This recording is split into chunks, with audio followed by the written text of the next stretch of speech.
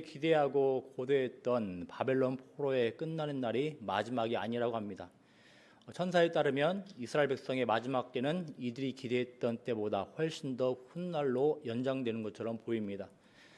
천사가 전해준 바에 따르면 악한 이스라엘 백성이 회복되는 마지막 때는 헬라 시대의 악한 왕 안티오코스 에피파네스 4세 때와 연결된 걸로 보입니다.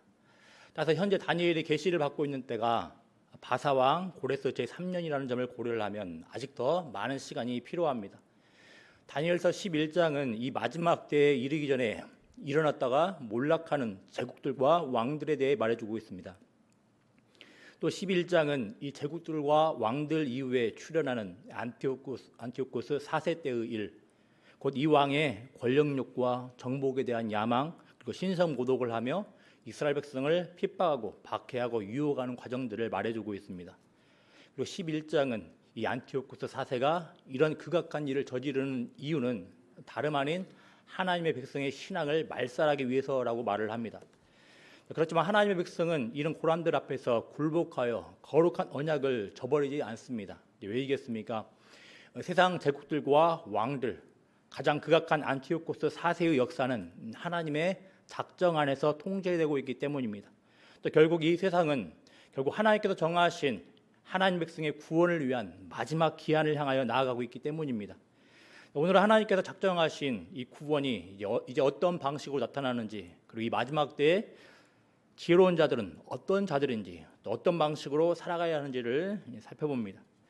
그러기 전에 여러 논쟁점들이 있는 11장 36절부터 45절 본문을 간략하게 살펴보겠습니다. 앞서 11장 21절부터 35절에서 언급하고 있는 대상은 안티오코스 4세임을 살펴봤습니다.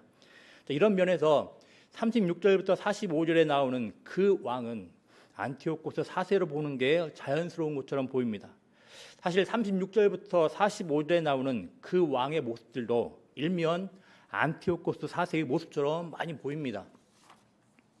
그런데 36절부터 시작되는 안티오코스처럼 보이는 그 왕은 안티오코스 4세, 당사자는 아닌 걸로 보입니다. 여러 가지 이유가 있지만 비록 안티오코스 4세는 정복력이 강했다 할지라도 사실 제대로 이집트 땅이나 이집트 주변 나라들을 지배하지는 못했기 때문입니다. 42절 말씀을 보십시오. 42절 말씀은 그의 손, 곧 그의 지배에 애굽 땅도 면하지 못했다고 합니다. 마찬가지로 43절을 보면 이집트 주변의 땅, 리비아 사람과 그리고 구스 사람이 안티오코스 그 왕의 시종이 된다고 합니다.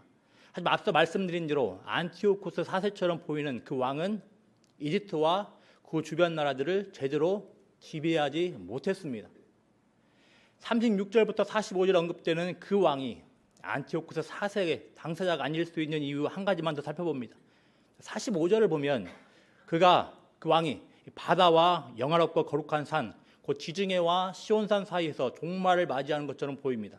그렇지만 사실 안티오코스 4세는 많은 문헌에서 이스라엘이 아닌 페르시아 땅에서 죽은 걸로 나옵니다. 그래서 36절에서 말하는 그 왕은 문자 그대로의 그 안티오코스 4세가 아닌 걸로 보입니다. 그렇지만 그 왕의 모습들을 보면 확실히 안티오코스 4세의 모습이 많이 보이기도 합니다. 이 사실들을 어떻게 바라봐야 되겠습니까? 아마도 여태까지의 다니엘서 전체 내용의 흐름, 특히 종말, 마지막 때에 관한 천사의 언급을 고려를 하는 게 좋을 것 같습니다. 우리가 앞서 살펴본 대로 다니엘이 기대했던 마지막 때와 천사가 전해준 마지막 때는 차이가 있었습니다.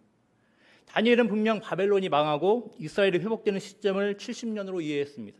그렇지만 천사는 70년보다 더 긴 기간인 71회를 말합니다. 또 바벨론 대신에 이스라엘 백성을 압제하는 헬라 제국 안티오코스 4세를 말하고 있습니다. 이런 식으로 다니엘서는 이스라엘의 포로기가 계속되고 있다고 합니다. 이런 점에서 우리는 이렇게 이해할 수 있겠습니다. 36절부터 45절에 나오는 안티오코스 4세처럼 보이는 그 왕은 이스라엘 백성을 압제하는 안티오코스 4세의 모습을 가진 또 다른 압제자라고 이해할 수 있겠습니다. 좀 성급해 보이긴 하지만 우리는 그 왕을 안티오코스 4세의 이미지, 그 모습들을 가지고 계속해서 하나님의 백성을 핍박하고 박해, 유혹하는 여러 저그리스도인이라고 이해할 수도 있겠습니다. 하지만 어쨌든 오늘 우리가 주목해야 할 점들은 이렇게 이스라엘 백성을 괴롭히는 안티오코스 4세 그리고 안티오코스 4세의 모습을 띠고서 하나님의 백성을 대적하는 자들이 아닙니다. 왜 이겠습니까? 45절을 보십시오.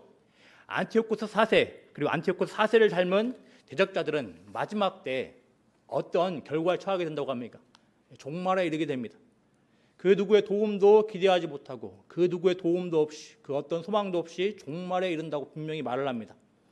하나님을 대적하고 하나님의 백성을 압제하던 안티오코스 4세도 그리고 안티오코스 4세 이후에 여러 그 왕들도 결국 이렇게 최후를 맞이합니다.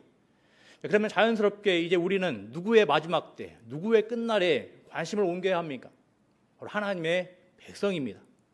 12장은 바로 이런 안티오코스 4세와 같은 자들의 핍박과 박해와 유혹에도 믿음을 포기하지 않았던 자들의 제한적이지만 마지막을 언급을 합니다. 바로 이들의 구원에 대해서 이야기를 하고 있습니다. 그래서 12장 1절도 이렇게 시작을 합니다. 그때로 시작을 합니다. 이 그때는 40절에 나오는 마지막 때와 연결된다 할 수 있겠습니다. 그런데 주목할 점이 있습니다. 마지막 때 곧바로 하나님의 백성이 언급되는 것이 아니라 누가 먼저 나옵니까? 내 민족을 호위하는 큰 군주 미가엘이 나옵니다. 왜 미가엘이 나오겠습니까? 지상에 하나님 백성을 향한 세상의 압제는 본질적으로 천상의 영적 싸움과 연결된다고 저번에 말씀을 드렸습니다. 우리는 이미 이런 구약성경의 세계관에 대해서 살펴봤습니다. 잘 아신 대로 구약성경에 나오는 이스라엘 주변 민족들은 이들을 지배하는 신들과 연결됩니다. 그리고 바울에 따르면 이렇게 세상에 강력하게 악한 영향을 미치고 있는 존재들은 통치자들과 권사들과 어둠의 세상 주관자들과 하늘에 있는 악한 영들이라고 합니다. 반면에 참으로 별 볼 일 없는 이스라엘 백성을 자신의 기업 분깃으로 삼으시는 분이 계시는데 이분이 누구십니까? 하나님이십니다. 혹시 오해할까 봐 다시 언급을 합니다. 이렇게 세상 민족들을 지배하는 신들, 다른 말로 악한 영들이 나온다고 해서 이 존재들을 하나님과 동일선상에 두고 이해해서는 곤란합니다. 이들은 분명 피조물입니다. 그러니 이들 또한 하나님의 통제와 작정 안에 있습니다. 이들의 활동은 끝이 있고 제한적인 겁니다. 1절에 언급되는 이스라엘 백성을 호위하는 큰 군주 미가엘은 이런 하나님의 뜻을 실행하는 천사인 겁니다. 이 미가엘이 일어났다라는 것은 이제 하나님께서 정하신 마지막 때의 일을 실행한다는 것을 가르쳐 줍니다. 그런데 이 마지막 때 하나님의 뜻을 실행하는 미가엘은 백지 상태와 같은 현실에서 일어나지 않습니다. 미가엘이 일어날 때 하나님의 백성은 극히 환난을 당한다고 합니다. 얼마나 이 환난이 고통스러운지 환난을 2번에 걸쳐 언급을 하고 있습니다. 이 환난은 개국 이래로 그때까지 없던 환난이라고 합니다. 이 환난은 안티오코스 4세의 핍박과 박해를 떠올리게 합니다. 안티오코스 4세의 압제는 당대까지 이스라엘 민족이 겪어보지 못했던 극악한 수준이었습니다. 제사를 폐하고 성전 제단을 더럽히고 모든 신앙의 모습을 금지했습니다. 할례를 행하면 사형이요, 율법서를 가지고 있다가 들키면 사형시켰습니다. 안티오코스 4세는 이스라엘 백성의 신앙의 씨를 말리려고 시도를 한 겁니다. 실제 이 시도 앞에서 많은 자들이 신앙을 포기하고 안티오코스 4세의 편에 섰음을 11장은 보여주고 있습니다. 하지만 동시에 얼마나 많은 자들이 신앙과 목숨을 맞바꿨는지 모릅니다. 그렇지만 이런 환난이 계속되는 것은 아닙니다. 하나님께서 미가엘을 보내셔서 마침내 자신의 백성을 구원하실 것이기 때문입니다. 혹시 요한복음 10장 22절에 언급된 하누카라고도 하는 수전절의 그 유래를 아십니까? 아시는 분은 아실 겁니다. 이 수전절은 마카비라는 인물을 중심으로 이스라엘 백성이 안티오코스 4세와 이방 헬라인들에 의해 황폐화된 성전을 수복하고 하나님께 이 성전을 봉헌했다는 것을 기념하는 명절이 수전절입니다. 요한복음 10장 22절에 나옵니다. 이스라엘의 개국 이래로 겪어보지 못했던 환난 가운데 있던 이스라엘의 성전이 회복된 겁니다. 이스라엘을 호위하는 큰 군주 미가엘이 천상의 싸움에서 헬라의 군주를 이겼기 때문에 이런 회복이 있었던 걸까요? 1차적으로 그렇다고 봅니다. 이 환난의 때 이스라엘 백성들은 천상의 도움을 받아 자신들의 믿음을 지켜 나아갔습니다. 책 하나님의 생명책에 기록된 모든 자가 구원을 받았다고 이야기를 합니다. 여러분, 한 가지 하나님의 말씀은 아닌데 안티오코스 4세 치하 때 핍박받는, 박해받는 이스라엘 백성들의 현실을 잘 말해주는 대목이 있어서 한번 읽어보겠습니다. 마카비라는 어떤 성경은 아닙니다. 하나님의 성경은 아닙니다. 외경에 이런 사실들이 기록되어 있습니다. 우리 같이 한번 읽어보겠습니다. 명령대로 당장에 솥과 가마를 뜨겁게 달고자 남은 형제들과 어머니의 눈앞에서 왕은 그들의 대변자로 나섰던 사람의 혀를 자르고 머리카락을 밀고 사지를 자르라고 명령하였다. 이번 이 앞에 있는 내용들은 안티오코스 4세 때의 그 박해를 잘 기록하고 있는 마카비서라는 외경에 나와 있는 내용입니다. 신앙을 가지고서 신앙을 포기하지 않으려 했던 이스라엘 백성들이 극도의 고문을 받는 모습을 말해주고 있습니다. 이어서 이 환란의 때를 믿음으로 승리한 자들에 대한 신약 성경의 언급을 살펴보도록 하겠습니다. 히브리서 11장 35절 말씀입니다. 같이 읽어보겠습니다. 여자들은 자기의 죽은 자들을 부활로 받아들이기도 하며 또 어떤 이들은 더 좋은 부활을 얻고자 하여 심한 고문을 받되 구차에 풀려나기를 원하지 아니하였으며. 아멘. 방금 읽은 히브리서 11장 35절 말씀은 아까 안티오코스 4세 때 자신들의 믿음을 지키기 위해서 극악의 고문을 당했던 사람들의 믿음의 현실을 반영하고 있는 걸로 보입니다. 방금 읽어본 히브리서 말씀과 오늘 본문 2절 말씀에 공통적으로 언급되고 있는 내용이 있는데 무엇입니까? 바로 부활입니다. 오늘 본문은 마지막 때의 구원을 이야기하면서 단순히 환난 가운데서 건진받는 것만을 구원으로 이야기하지 않습니다. 12장 2절에 있는 하반부 내용을 보십시오. 그리고 책에 기록된 모든 자의 구원은 3절에 부활에 대한 약속으로 또 이어진다고 합니다. 3절 말씀은 분명히 2절 말씀은 분명히 이렇게 약속을 합니다. 마지막 때에 환난받고 있으나 생명책에 기록된 자들을 향해서 이렇게 약속을 합니다. 우리 같이 한번 우리 2절 말씀 우리 같이 한번 읽어보겠습니다. 땅의 티끌 가운데에서 자는 자 중에 많은 사람이 깨어나 영생을 받는 자도 있겠고 수치를 당하여서 영원히 부끄러움을 당할 자도 있을 것이며. 아멘. 이 사실은 지상에서 여전히 환난을 겪으면서 마지막 때를 살아가는 하나님의 백성이 소망해야 하는 구원이 무엇인지 알려줍니다. 궁극적으로 무엇인지 알려줍니다. 우리는 예전에 다니엘서 3장에서 하나님의 백성으로 대표되는 다니엘의 세 친구라 하는 사드락과 메삭과 아벳느고의 고백을 살펴본 적이 있습니다. 금 신상에 절하지 않는 이들을 향해서 느부갓네살 왕은 목숨을 위협을 했습니다. 절하면 살 것이요 절하지 않으면 풀무불에 던져질 것이라고 위협을 했습니다. 이때 이들은 3장 17절 18절에서 느부갓네살 왕 앞에서 이렇게 고백했습니다. 왕이요, 우리가 섬기는 하나님이 계시다면 우리를 맹렬히 타는 풀무불 가운데에서 능히 건져내시겠고 왕의 손에서도 건져내시리이다. 그렇게 하지 아니하실지라도 왕이 우리가 왕의 신들을 섬기지도 아니하고 왕이 세우신 금 신상에게 절하지도 아니할 줄을 아옵소서. 다니엘 세 친구들은 느부갓네살의 그 목숨의 위협 앞에 이렇게 고백을 했습니다. 어떻습니까? 이들이 겪고 있는 극심한 환난을 이스라엘 백성들은 겪게 될 겁니다. 장차 겪게 될 겁니다. 그리고 역사 가운데 실제로 겪었습니다. 이때 하나님께서 자신의 백성들을 지상에서의 큰 환난에서 건져주심으로 구원해 주실 것입니다. 하지만 이 환난의 때에 하나님의 이 구원을, 지상에서의 이 구원을 경험하지 못하고 많은 자들이 죽게 될 거라고 이야기를 합니다. 실제로 안티오코스 4세 때 우리는 수많은 이스라엘 백성들이 신앙 때문에 죽임당함을 목격을 하게 됩니다.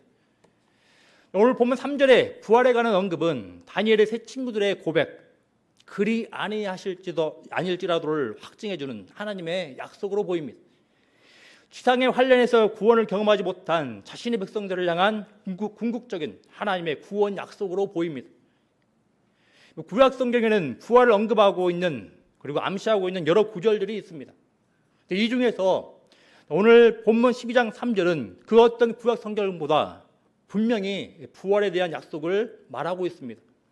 특별히 이 부활에 관한 약속은 마지막 때, 환난의 때 신앙과 목숨을 맞바꾸는 현실 가운데 주어진 말씀입니다. 여러분, 하나님은 어떤 분이십니까? 자신의 백성들을 분명히 구원하시는 분이십니다.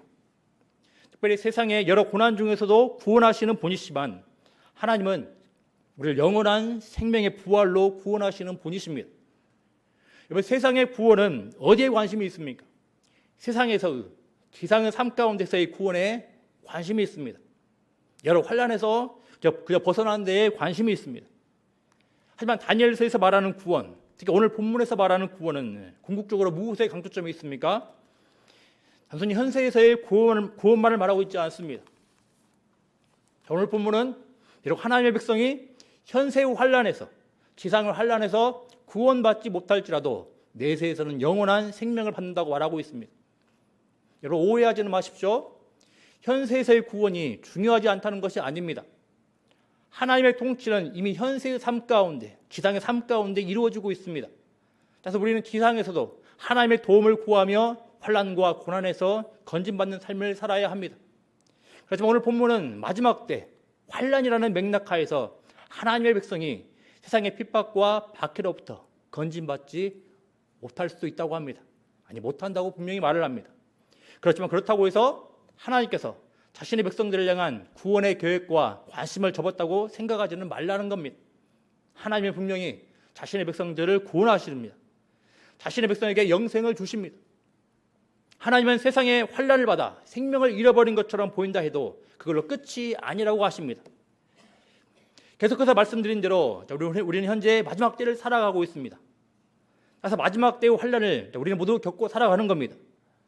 본질적으로 죄의 오염이 있는 이 부패한 세상에서 우리는 환난을 겪고 살아갑니다. 우리의 연약함과 우리의 부족함에서 기인한 환난을 겪고 살아가기도 합니다. 하지만 오늘 본문은 하나님 백성으로서 믿음을 따라 살아갈 때 겪는 환난을 말하고 있습니다. 우리는 물론 대한민국이라는 환경에서 안티오코스 4세 때와 같은 환난을 겪지 않고 살아갑니다. 신앙 때문에 목숨이 왔다 갔다 하는 상황을 겪고 있지 않습니다. 하지만 눈을 떠서 우리나라의 과거의 신앙 환경을 돌아보시길 바랍니다. 말 그대로 신앙 때문에 목숨이 왔다 갔다 하는 상황이 가득했습니다. 북한을 비롯하여 지구촌 곳곳을 바라보시길 바랍니다. 일부러라도 관심을 가지시고서 박해받고 있는 그리스도인들을 바라보시길 바랍니다. 우리의 지나친 의식주를 향한 관심을 접어두고서 일부러라도 심지어 신앙 때문에 목숨의 위협을 받는 그리스도인들을 바라보시길 바랍니다. 교회에서 정기적으로 배부하는 선거지 소식도 조금이라도 관심을 갖고 바라보시길 바랍니다. 우리와 동시대를 살고 있는 많은 그리스도인들이 우리와 똑같이 그리고 한반도에 살고 있는 많은 그리스도인들이 이 마지막 환난의 때에 우리는 상상할 수 없는 핍박과 박해를 받고 살아갑니다. 많은 그리스도인들이 안티오코스 4세를 닮은 자들의 그 지배하에 목숨을 위협받으며 살아가고 있습니다. 신앙을 포기하라는 아주 잔인한 요구 앞에서 많은 그리스도인들이 차원이 다른 고뇌에 빠져 살고 있습니다.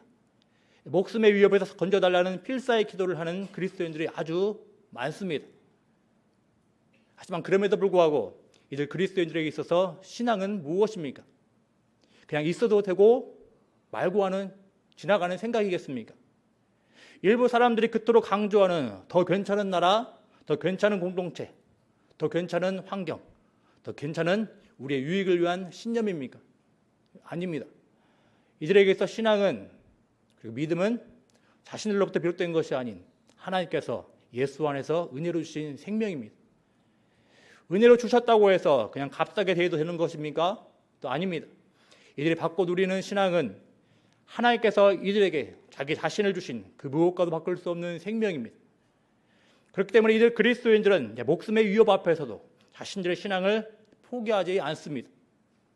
비록 이들은 세상에서 목숨을 잃어버려도 하나님께서 자신의 백성들을 다시 살리시고 영생하도록 이끄실 것을 신뢰하기 때문입니다. 이들에게 있어 이 환난을 겪는 이 세상이 전부가 아닌 겁니다.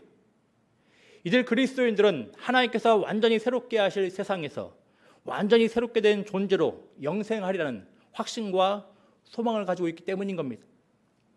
특별히 2절 말씀을 다시 보십시오. 문자 그대로 보면 다시 사는 자들이 많다고 하는데 한 부류는 영생을 받는다고 하고 한 부류는 수치를 당하여서 영원히 부끄러움을 당할 자가 있다고 합니다. 두 부류의 존재들이 대조적으로 언급되고 있습니다. 이 사실은 환난 앞에서 신앙을 저버리지 않는 자의 마지막과 신앙을 저버리고 안티오쿠스 4세로 대표되는 세상편의 선자의 마지막을 대조하여 보여줍니다. 이 대조되는 존재들의 모습을 통하여서 다니엘서는 우리에게 무엇을 알려줍니까? 누가 참된 지혜자인지 알려주는 겁니다. 기억을 하시겠지만 다니엘은 느부갓네살 왕과 다리오 왕에게 하나님의 뜻을 알려주면서 이 왕들을 향해서 영원히 사시옵소서 기원합니다. 하지만 막강한 힘을 가지고 있던 이들은 결국 죽게 됩니다. 이들은 자신들의 죽음 앞에서는 아무것도 할 수 없는 미약한 자들에 불과했습니다. 지난 시간에 살펴본 세상의 제국들과 왕들의 흥망성쇠를 돌아보십시오. 또 자신을 이렇게 일컬은 안티오쿠스 4세 그리고 안티오쿠스 4세로 대표되는 세상의 많은 권력자들을 모시길 바랍니다. 이들은 11장 36절에서 자기 자신들을 이렇게 높였습니다. 자기 마음대로 행하며 스스로 높여 모든 신보다 크다 하며 비상한 말로 신들의 신을 대적하며. 그런데 어떻습니까? 이 세상의 왕들은 어떻게 되었습니까? 그리고 안티오쿠스 4세는 어떻게 되었습니까? 이들이 지배하는 것처럼 보이는 제국들은 어떻게 되었습니까? 죽게 되었고 멸망하게 되었습니다. 그리고 수치를 당합니다. 영원히 부끄러움을 당합니다. 이에 반해 이들의 악한 지배하에 환난당하던 이스라엘 백성, 특히 환난 가운데 있어 믿음을 저버리지 않았던 하나님의 백성의 마지막은 어떻게 됩니까? 비록 이들은 환난 가운데 세상에서 가장 귀히 여기는 목숨을 잃어버렸지만 하나님께서 이들을 다시 살리시고 하나님과 영생을 누리도록 하셨습니다. 이 사실은 우리에게 하나님 앞에서 진정으로 지혜 있는 자가 누구인지 알려줍니다. 지금까지 살펴본 다니엘서 흐름을 보면 결국 이 세상의 나라와 이 세상의 왕들은 영원하지 못함을 알려줍니다. 그렇다면 이들 세상의 나라와 이 세상의 왕들을 따라 살아가는 것은 지혜로운 것이 아니고 어리석은 것임을 분명히 보여주는 겁니다. 반면에 지혜 있는 자는 비록 환난을 당하지만 영원한 나라를 소망하며 영원한 왕을 따라 사는 믿음으로 사는 자들입니다. 여러분, 이렇게 다니엘서는 누가 지혜 있는 자인지 알려줍니다. 지혜의 기준은 모호하거나 불분명하지 않습니다. 다니엘서에서 말하는 지혜의 기준은 너무나도 분명합니다. 세상의 제국과 세상의 왕은 영원하지 않다라는 겁니다. 이들은 다 무너지며 결국 다 죽는다라는 겁니다. 이에 반해 하나님께서는 하나님의 명확한 기준을 따라 자신의 백성은 영생으로 이끄시고 하나님의 백성을 압제하던 자들은 수치를 당하게 하신다고 합니다. 안티오쿠스 4세와 같은 세상편을 택하는 자들은 영원히 부끄러움을 당하게 하신다고 합니다. 다시 말씀드리지만 우리는 물론 극한의 핍박과 박해를 받으며 살아가지는 않습니다. 그렇다고 해서 대한민국이라는 나라 안에서 또 광주광역시라는 도시 안에서 믿음을 지키며 가정 안에서 살아가는 것이, 학교 생활하는 것이, 직장 생활하는 것이 별로 무게감 없는 신앙이라는 것은 아닙니다. 본질적으로 우리 모두는 하나님의 백성으로서 마지막 때를 살아가고 있습니다. 마지막 때에 신앙을 위협하는 여러 가지 고난을 겪고 살아갑니다. 이 고난이 우리의 연약함으로부터 기인한 것일 수도 있으나 본질적으로 우리는 하나님에 대한 믿음 때문에 이 믿음 생활로 인하여서 고난을 겪습니다. 환난을 겪습니다. 또 언젠가 우리는 안티오쿠스 4세와 같은 모습을 한 대적자들로 인하여서 극심한 환난을 겪을 수도 있습니다. 여러분, 이때 우리의 선택은 어떠해야 합니까? 하나님의 도우심을 구해야 하겠습니다. 하지만 우리가 겪고 있는 환난으로부터 우리가 기대한 대로 세상의 관점을 따라 기대한 대로, 기대한 방식대로 구원받지 못할 수 있습니다. 그럼 우리의 소망이 이 현세의 삶뿐인 것처럼 하나님께서 은혜로 주신 믿음을 포기해야 하겠습니까? 다시 한번 말씀드립니다. 우리는 분명 마지막 때를 살고 있으며 장차 극심한 환난의 때를 살게 될지도 모릅니다. 그렇지만 하나님의 시간은 작정된 때를 향하여 나아가고 있음을 기억하시길 바랍니다. 환난이 가득하고 고난이 많은 이 현세의 삶이 다가 아니라고 말을 합니다.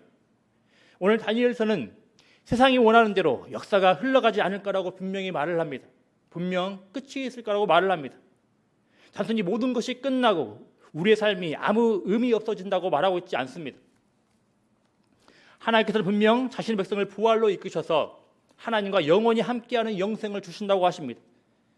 그 누구도 흔들 수 없고 그 누구도 막을 수 없는 영원한 하나님 나라 백성으로 살게 하신다고 합니다. 비록 믿음으로 인해 세상에서 환난을 겪고 고난을 받으며 세상의 관점에서는 어리석은 자처럼 살아가지만 하나님은 자신의 백성을 지혜 있는 자라고 분명히 선언해 주십니다. 세상의 압제 앞에서 녹록지 않은 신앙의 현실 앞에서 신앙이고 뭐고 놔버리고 싶으십니까? 여러분 가정에서 불신의 분위기에 압도되어 믿음을 저버리고 싶으십니까? 직장에서 은근히 무시하고 은근히 조롱하는 분위기들로 인하여서 슬그머니 적당히 타협하고 싶으십니까? 충분히 이해가 갑니다. 하지만 그렇다고 해서 하나님께서 우리에게 주신 값비싼 신앙을 포기하지 마시길 바랍니다. 무너지지 마십시오.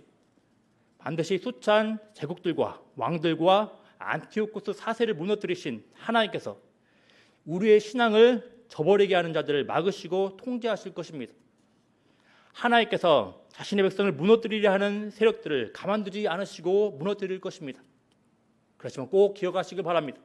많은 경우에 이렇게 우리 하나님께서 자신의 백성들을 지켜주시고 구원해 주시지만 간혹 세상의 관점을 따라 우리가 원하는 방식대로 우리가 원하는 때 어떤 문제도 없는 환경들이 주어지진 않을 겁니다. 마지막 때를 살아가고 있는 한 우리 여러 모양으로 환난을 겪고 살아가기 마련입니다. 그러니 궁극적으로 우리는 무엇을 소망해야 합니까? 바로 부활의 소망을 소망하고 살아가야 됩니다. 하나님께서 자신의 백성을 위해 예비하신 궁극적인 구원, 부활의 소망을 바라보시길 바랍니다. 세상에 끝이 있고 이 세상의 삶이 끝이 있음을 분명하게 인지하며 살아가시길 바랍니다.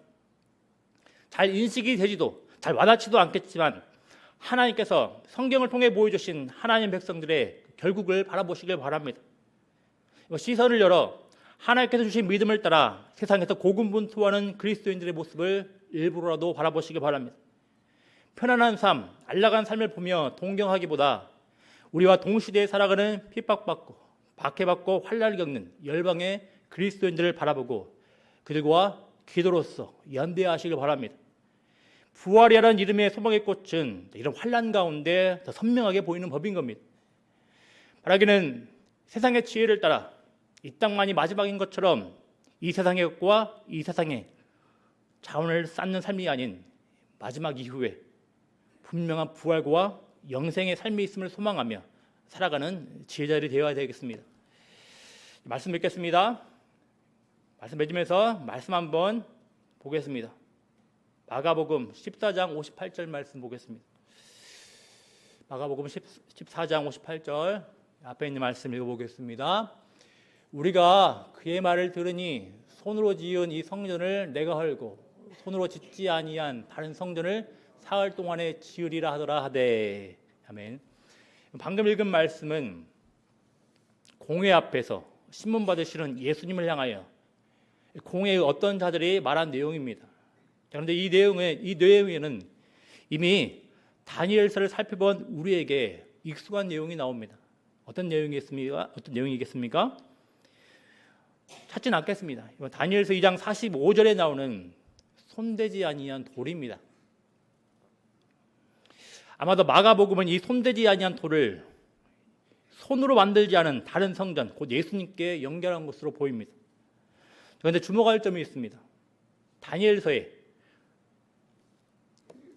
손으로 만들지 않은 돌이 특별히 사흘 동안 다른 성전을 일으킨다는, 그러니까 다니엘서에 손으로 만들지 않은 돌이 특별히 마가복음에서 특별히 사흘 동안 다른 성전을 일으킨다는 점과 연결됩니다. 예수님의 부활 후에 손으로 짓지 아니한 참 성전이 완성된다는 점을 알려줍니다.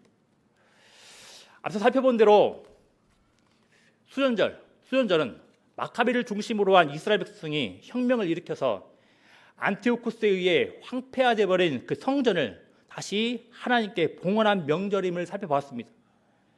일면 성전이 봉헌되고 이방 민족들을 내쫓았기에 구원, 회복이 임한 것처럼 보입니다. 하지만 성경을 보나 또 일반 역사를 보나 우리는 이스라엘이 다시 바벨론의 포로처럼 되었음을 보게 됩니다. 왜냐하면 헬라가 물러가고 로마 제국이 득세하여 이스라엘을 지배하게 되었으며 손으로 지배하게 되었으며 또 동시에 이스라엘 백성들은 이런 사실로 인하여서 손으로 지은 돌, 성전의 취약함을 보게 됩니다. 당대 이스라엘 백성에겐 로마 제국의 지배는 안티오쿠스 4세의 또 다른 모습으로 비춰진 겁니다. 이때 사람의 손으로 더럽혀진 성전을 회복하고 자신의 백성을 구원하기 위해 오신 분이 계시는데 이분이 누구겠습니까? 바로 손으로 짓지 아니한 돌, 성전을 지으시기 오신 그분 바로 예수님이십니다. 십자가 부활로서 하나님의 백성의 궁극적인 죄와 마귀의 권세를 깨뜨리시기 위해 이 땅 가운데 오신 예수님인 겁니다. 여러분, 우리는 어떤 자입니까? 그러면 바로 사흘 동안 자신의 몸으로 손으로 짓지 아니한 참 성전을 만드신 예수님 안에서 살아가는 자들입니다. 여러분, 굳이 제가 왜 이 이야기를 꺼내겠습니까? 다니엘서에 기록된 이스라엘 백성은 안티오쿠스 4세의 핍박 박해 가운데 다니엘서에 기록된 굉장히 단편적인 부활의 소망만을 가지고 살아갔습니다. 이에 반해 지금 신약을 살아가는 주의 백성들은 다니엘서에서 말하고 가르치는 부활의 소망의 실체를 경험하고 살아가는 자들입니다.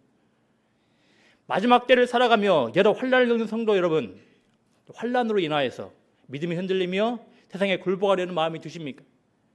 분명하게 부활하시고 자신께 소망을 두고 살아가는 자들에게 참 부활의 소망을 주시는 예수 그리스도를 바라보시길 바랍니다.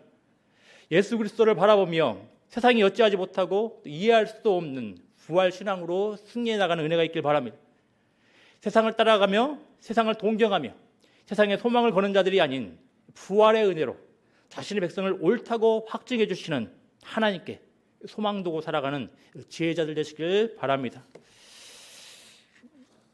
바로 기도